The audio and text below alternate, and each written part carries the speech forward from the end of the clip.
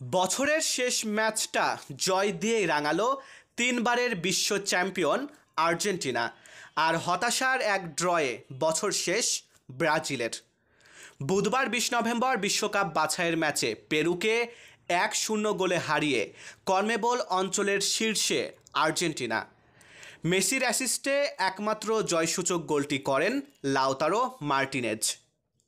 এদিন ম্যাচের শুরুটা খুব একটা ভালো করতে পারেনি আর্জেন্টিনা। একাধিক ইনজুরি সমস্যা নিয়েই মাঠের লড়াইয়ে নামে বিশ্ব চ্যাম্পিয়নরা।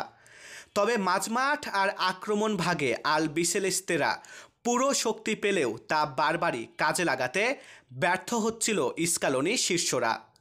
পুরো ৪৫ মিনিটে আক্রমণে ভীতি ছড়িয়েছে ঠিকই, কিন্তু কোনো গোলের দেখা পায়নি আর্জেন্টিনা। গোলের খরা কাটে দ্বিতীয়ার্ধে এসে ডি বক্সের ভেতর বল পেয়ে দারুণ এক চিপ করেন Lionel Messi. Inform striker Lautaro Martinez শূন্যে ভেসে করেন দুর্দান্ত এক গোল। তাতেই ডেডলক ভাঙে আর্জেন্টিনার।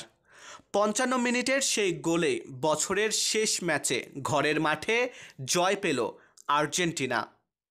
এদিকে বিশ্বকাপ বাছাইয়ের ম্যাচে ভেনেজুয়েলার পর উরুগুয়ের বিপক্ষেও হতাশার ড্র দিয়ে বছর শেষ করল ব্রাজিল। উরুগুয়ের বিপক্ষে ১-১ গোলে ড্র করেছে সেলেসাওরা।